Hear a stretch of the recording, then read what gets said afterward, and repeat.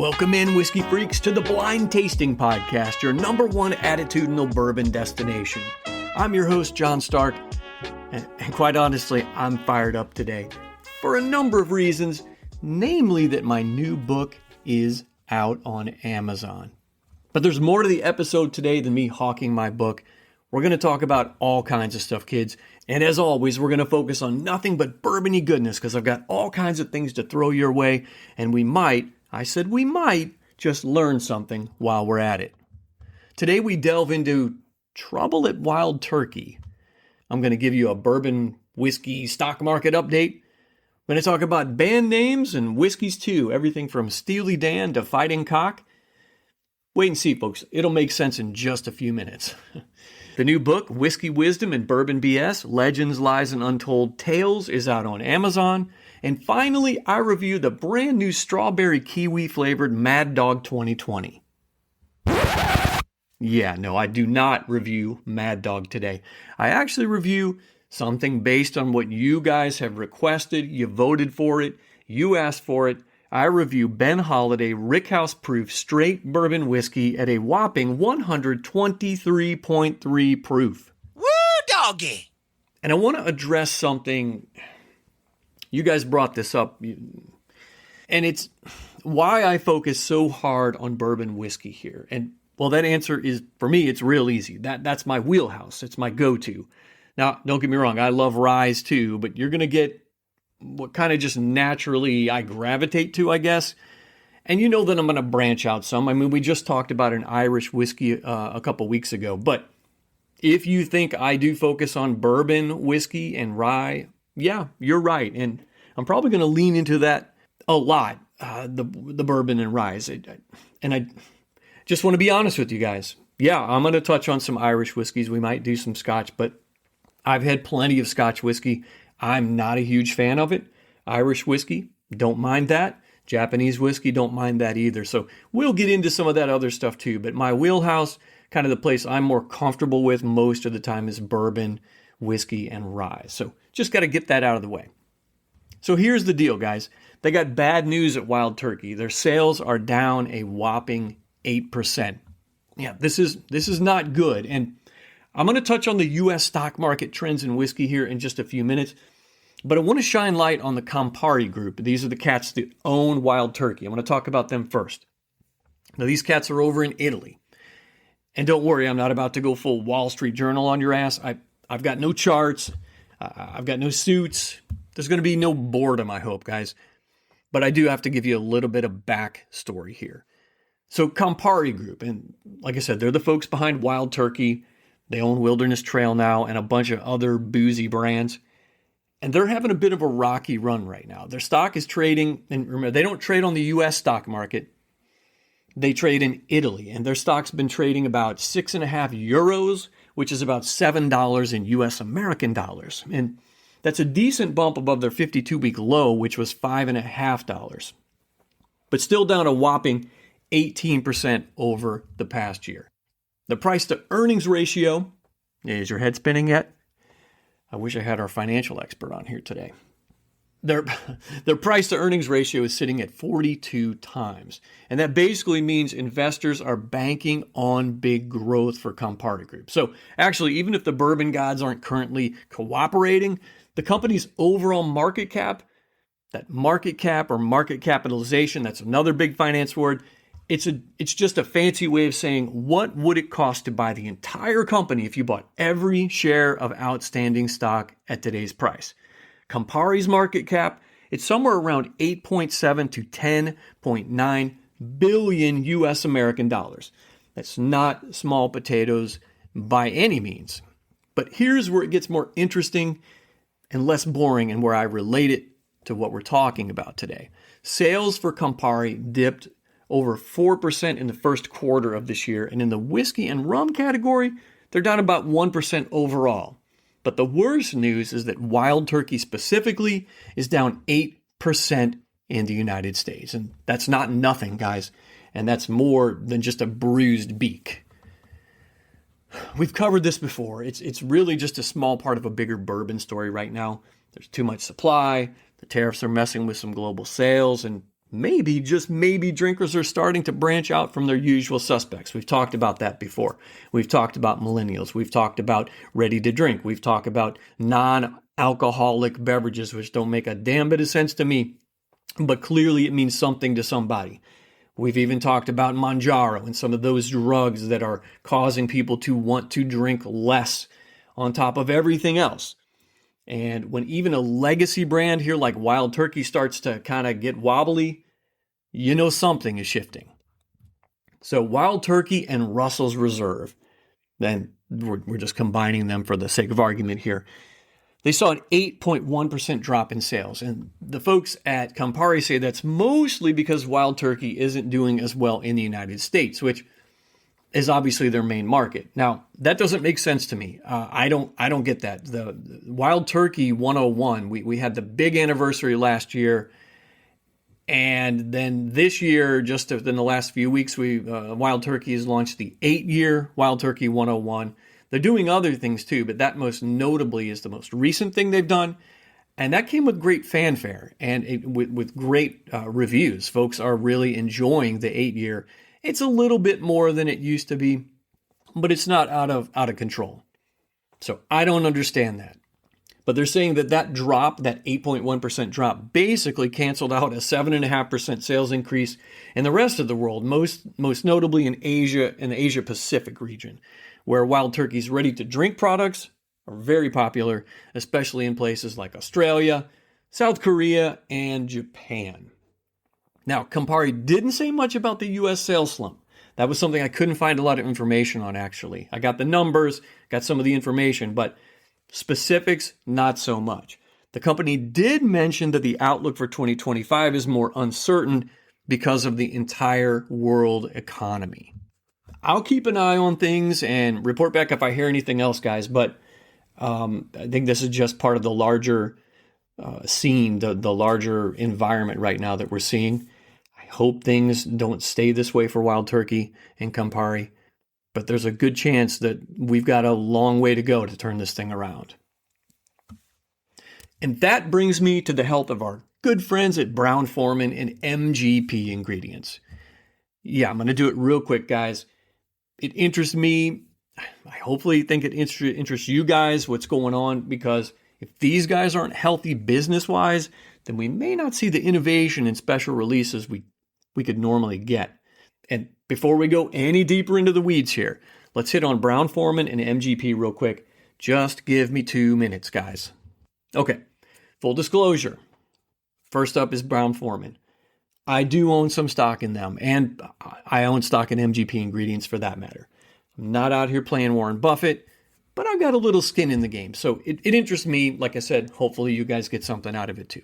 Now, Brown-Forman stock is sitting around $31 right now. A year ago, it was at 50. So that's a pretty steep drop.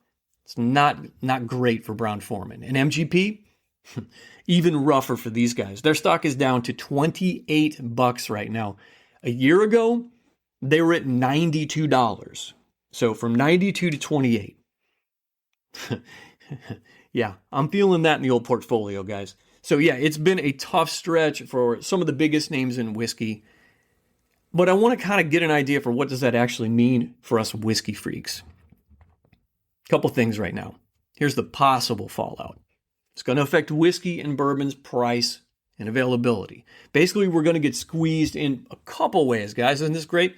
And it's already kind of started last year with the Buffalo Trace price jumps. Remember that? They raised their prices across the board, especially on, the fan favorites like Blanton's, Eagle Rare, Buffalo Trace, E.H. Taylor.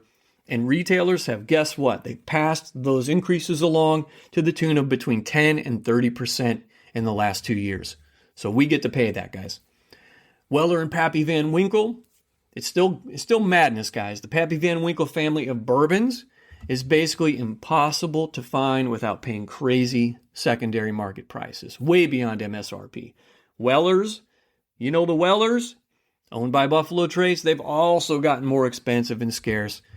And that's been causing a lot of frustration with me and among other fans. Now, on a side note, our Save-On just opened. We got a new Save-On liquor store here in town.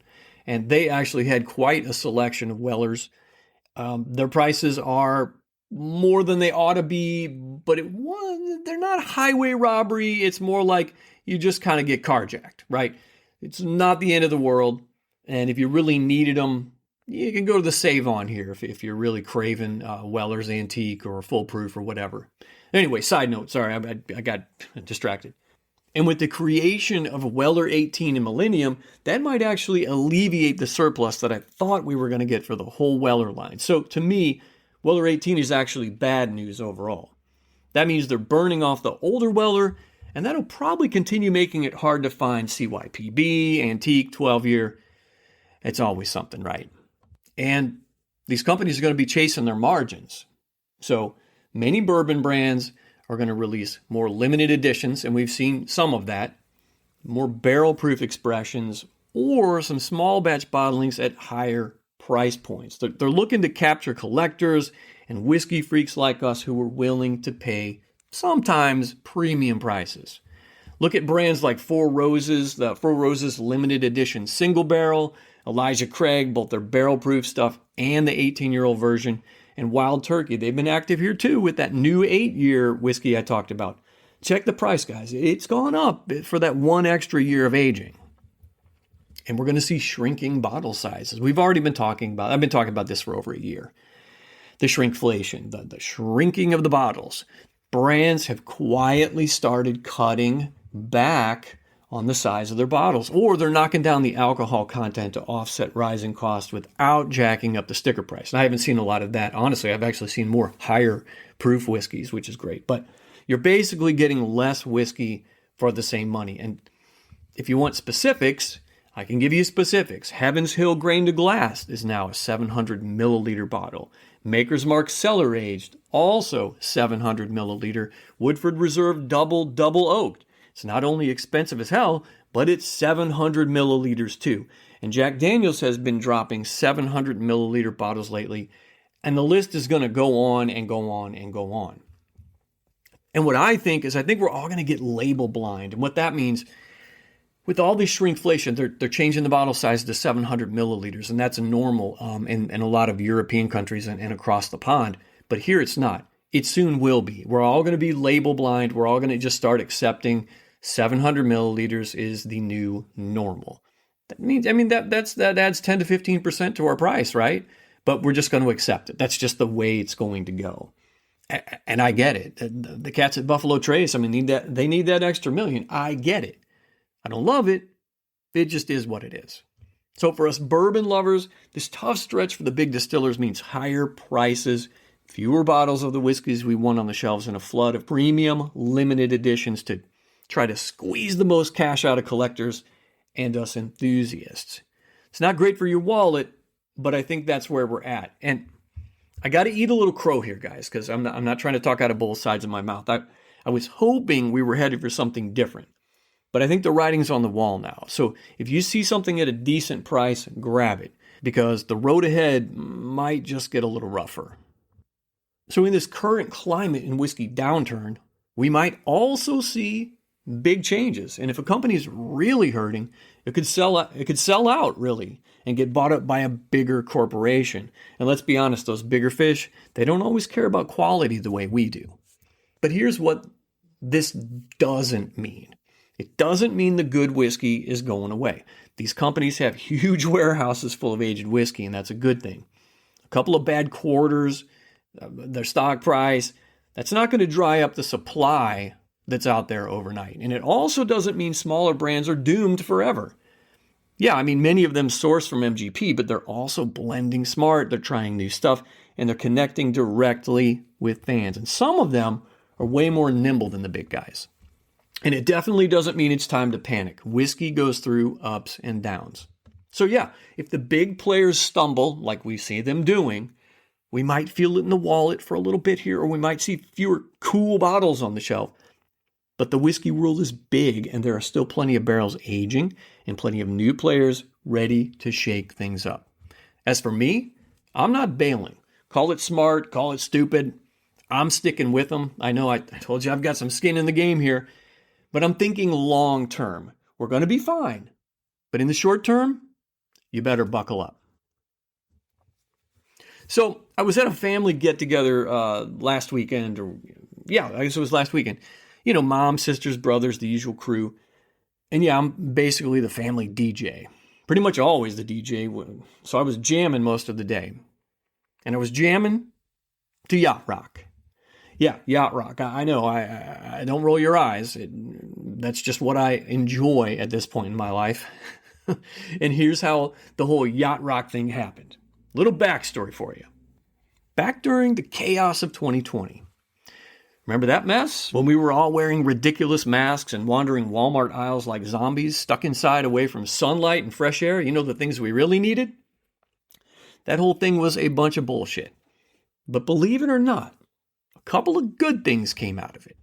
First, my son decided he wanted to smoke meat, like real wood-fired smoking. The legit kind where you load wood into a hopper and you wait for the magic. Well, you don't wait for it. You actually wait like 8 hours and you load the damn thing every 30 minutes or so. Anyway, but it's good quality time for family. Anyway, we smoked a ton of meat during the lockdown. And lucky for us, we're still doing it. That's good thing number one. And then good thing number two. And some of y'all may not agree with this, but I think it's good thing number two. Yacht rock. Yeah, my wife and I started hitting up this outdoor movie theater on Route 66 in Litchfield, Illinois. About 40 minutes from here. Now, before all the madness, we never really gave it much thought. But once outdoor theaters were allowed by our blessed governor, we jumped on it. And we'd get there early, and we wanted to soak up the fresh air, get a little sunshine, watch folks actually having a good time. And honestly, because the pizza there was surprisingly good. Like, so good it's almost criminal. And the Mountain Dew? It was surprisingly good too. Before the movie started, they'd play music. Usually the Guardians of the Galaxy soundtrack. Those mixes with hits like Brandy and Hooked on a Feeling. Well, we got hooked on that feeling too. And eventually the Sirius XM in the car, it got switched over to yacht rock. And it kind of became our thing. So that's the backstory. Fast forward to the other day, I was out riding my bike, rocking some Steely Dan. And I chuckled to myself and I thought, I gotta bring this thing up on the podcast. And what I need to bring up to you is this. How many of you actually know where the band Steely Dan got their name? I gotta admit, I didn't figure this out until a couple of years ago, scrolling around on Al Gore's amazing internet, and I nearly fell out of my chair. So, today I want to dive into some crazy stories about band names, where they came from, and then of course, I'll tie it all to some of the most interesting bourbon names out there too. So Steely Dan, the inspiration for this segment. They sound pretty normal, right? Well, until you find out the backstory and you go, wait, what? Y'all know Steely Dan. Everybody knows Reelin' in the Years, Ricky Don't Lose That Number, Dirty Work, Deacon Blues. And you think, they're a classy bunch, right? Sounds classy anyway. Nope. They actually named themselves after, and kids, cover your ears. This is so true. I even fact-checked this with Snopes, so we know it's 100% true, right? We can trust Snopes. They named their band Steely Dan after a steam-powered dildo. It's from a 1959 book called Naked Lunch. Seriously, guys, the full weirdness is this was called Steely Dan No. 3 from Yokohama. That was actually the name of the dildo. And the founders of Steely Dan, Donald Fagen and Walter Becker, were total book nerds who loved the kind of twisted counterculture stuff that book Naked Lunch brought to them. So Steely Dan looks all smooth and jazzy, but their name is basically a high-tech sex toy. And then there's Def Leppard. Not nearly as sexy as Steely Dan, but they were originally called Def Leppard, spelled just like you think, D-E-A-F, Leopard. And singer Joe Elliott cooked this name up while he was sitting around in art class because art class. Anyway, he tweaked the name eventually to Def Leppard as we know it so they wouldn't sound punk and they sound more like a classic rock band.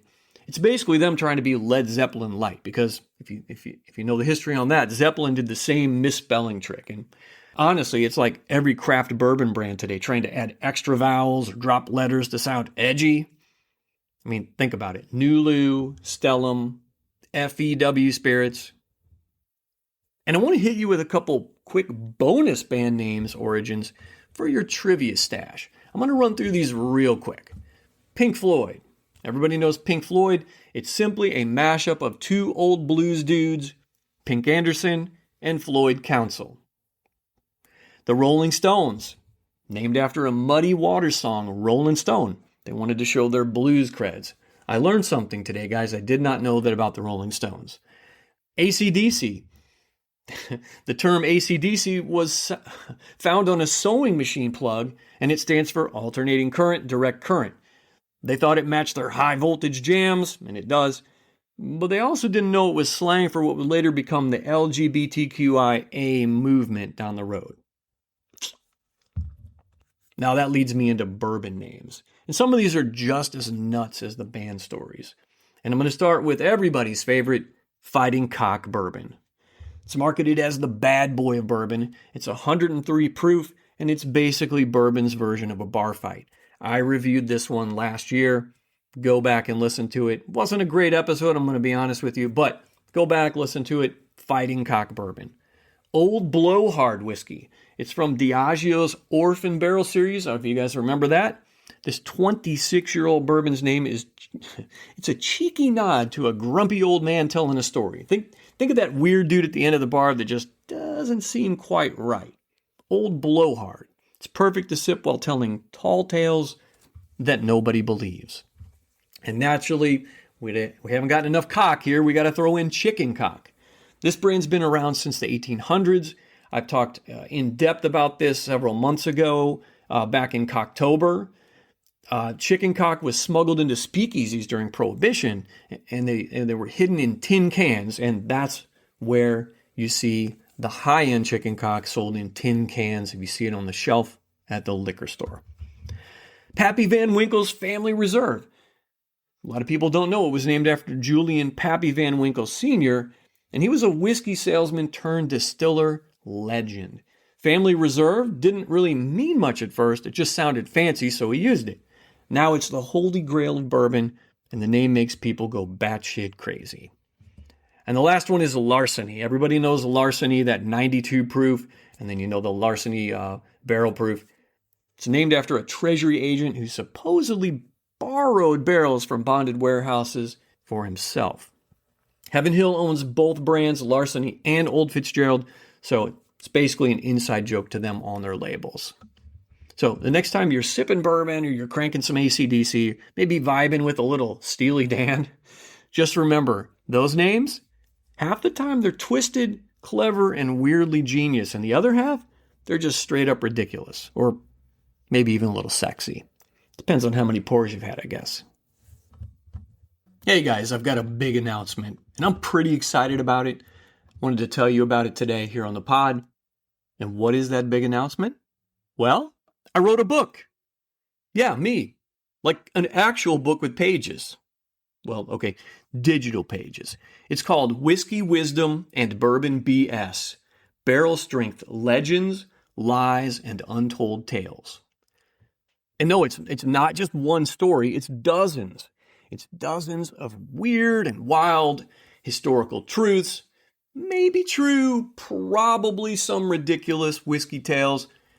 And I got to tell you, I spent way too many hours researching, writing, rewriting, and arguing with myself about, and yeah, there was a questionable amount of bourbon consumed during this process. But inside this magical little Kindle book, which, by the way, is available right now on Amazon.com, you'll find actual bourbon folklore, stories about outlaw distillers, shady marketing schemes, whiskey-fueled inventions, and the kind of whiskey facts that some of them sound made up because some of them just might be made up. Look, I pulled this stuff from the weirdest corners of whiskey history. And each chapter in the book, this is how it works. Each chapter in the book, it ends with one simple question.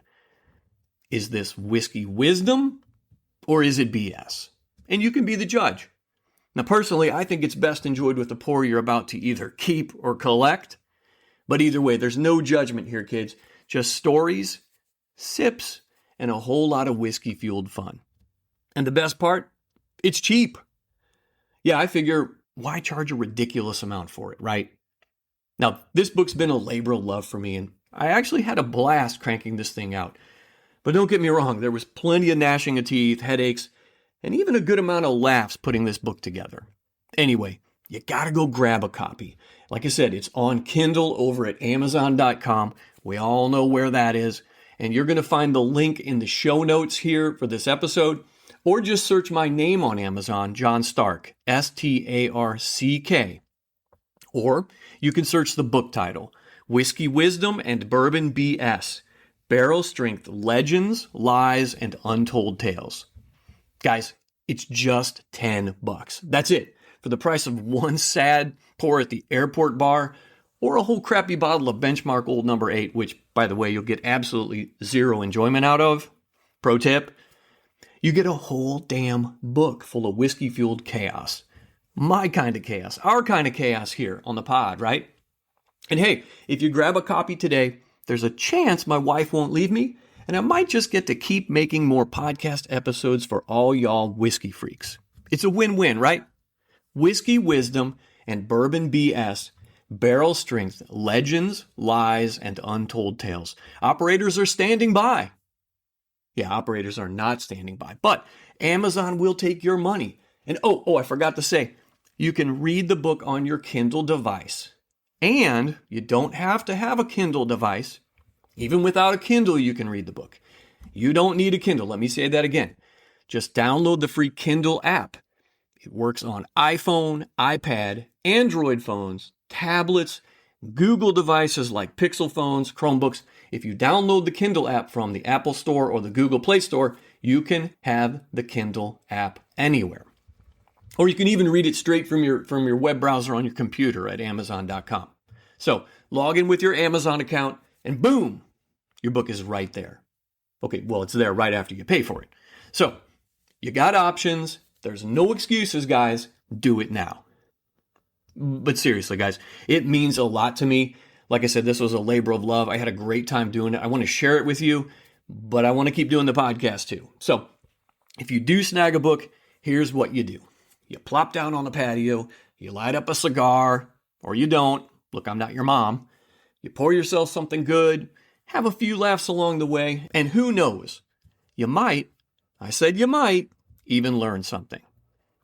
The book is Whiskey Wisdom and Bourbon BS, Barrel Strength, Legends, Lies, and Untold Tales. All right, whiskey freaks, let's get to the fun part now, my review. Today I'm cracking open a bottle of Ben Holladay Missouri Straight Bourbon Whiskey. It's the Rickhouse Proof offering, and I picked it up in a $3.75 bottle. So we made the trip up to Nebraska back in August of last year to see my son, and we stopped by Weston, Missouri. It's a beautiful distillery there. It sits on the rolling hills of western Missouri, right near the barbecue center of the universe, Kansas City. And if you want to learn more about Ben Holladay, check out episode 12 of season 2 here on the pod. So I'm not going to go in depth here today to talk about Ben Holladay. I'm just going to jump into the details on this little bottle of whiskey that I grabbed. And I grabbed the small bottle. Let me explain why I had the opportunity to grab the 750. I grabbed the 375 for a couple reasons. And I may have mentioned this on a previous episode, but I really didn't want to throw out $75 on the 750 if it wasn't going to be any good, right? And I don't know. This might be terrific, but I paid $40 for the 375, and I'm happy with that. And if it's good, well, damn it, I guess I'll just have to stop by Holladay again and grab another bottle. Anyway, it's the Ben Holladay Distillery, like I said, out of Missouri and Weston, Missouri. And this little bottle here, I can't even describe this little bottle. It's got so much going on here. It's got a picture of an old-time stagecoach on it and all kinds of info that I'm going to mention as we go through this review. I'm going to post a pic of it on Facebook and Instagram at Blind Tasting Podcast, so you can take a look. You can see what this thing looks like. It really is one of the most unique-looking bottles that I've seen. So let's start with the age of this whiskey. On the bottle, very proudly and very prominently, it says aged 6 years. It was put up in spring of 2017, and it was bottled in August of 2024, which is when I bought this bottle. The mash bill. It's a different type of mash bill.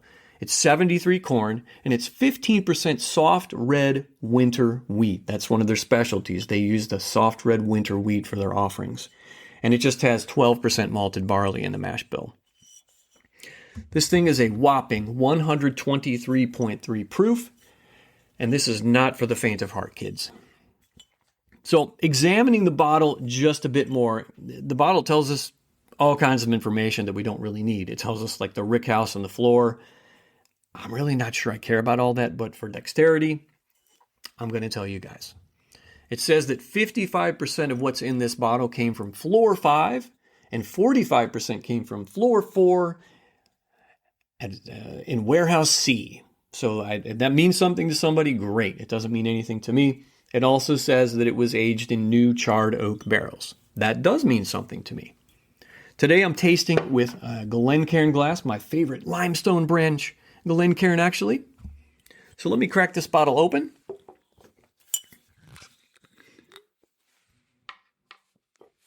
And give me a little pour. All right. Okay, I always start, well, not always, but most times I start with the color. And I always say this, I'm going to say it again. Never judge the color by in the bottle alone. You got to pour it. You got to put it in a glass to really take a look at it and evaluate it. So with this bottle, it's especially true.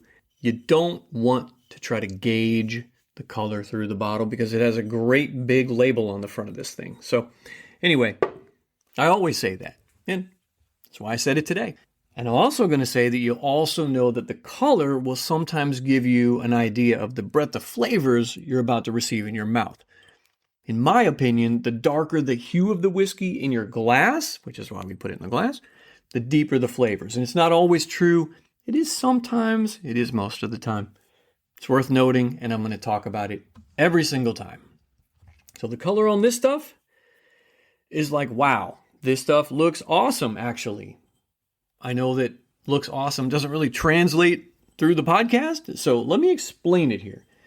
The color's like a beautiful reddish brown. Like I said, this is 6 years old. It's 123.3 proof, and I'm seeing that in this color. It's kind of a mahogany-ish, just stunning, really. It speaks a lot to me about what this might taste like in my mouth here in just a few minutes, what kind of intensity it might bring. Now, I'm going to nose this thing a little bit. Okay. It's going to be a little off the wall here, but remember when we were kids, you'd open a box of Cracker Jacks. When we were kids, we ate them all the time.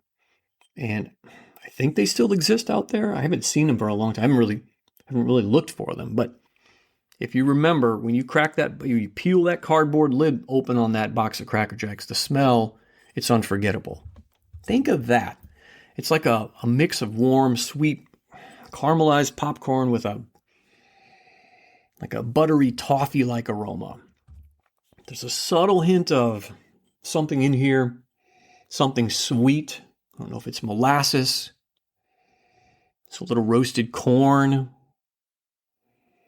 And it's, gosh, that distinct kind of slightly crunchy, sugary coating that we did that the little kernels of popcorn had on them.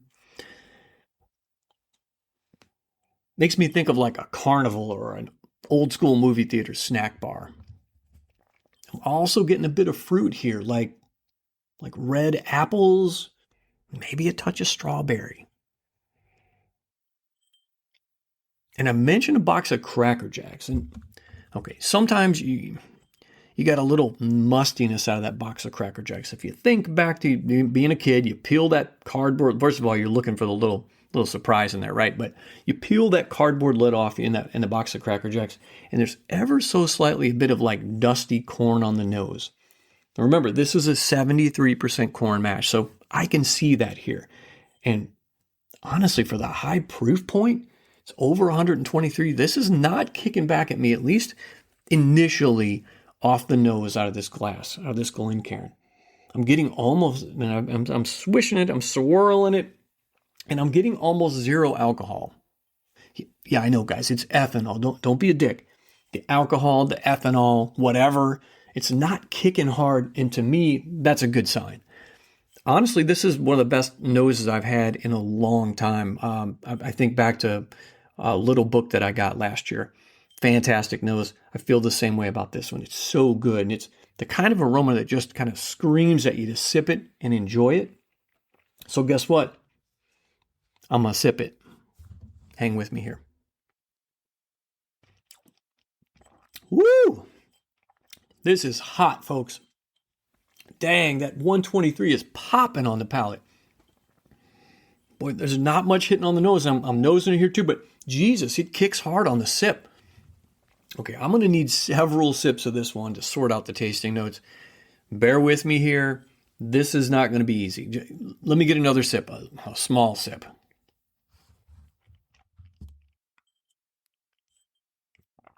Okay, better. Seriously caramely. A lot of caramely here. And that apple, that strawberry, those fruits I was getting on the nose, they're right in here too. Let me get another little sip. Like I said, it's going to take several sips here, guys. This is a powerful pour. Okay. Get some delicious baking spices in here, like cinnamon, maybe a touch of allspice. Very peppery, very peppery. And now that I've had several sips, there's really no harshness here. It's bold. It's very, I guess you could say it's assertive. And what I mean by that is, it isn't that I'm not feeling it in my chest. I am, but the flavors are great. And I failed to mention the legs. Let me swirl this around a little bit, move it back and forth. The legs on this thing, it's got great legs. And as I swish it back and forth in the Glencairn, I am enjoying the amount of legs that this thing is giving. It's an incredible pour.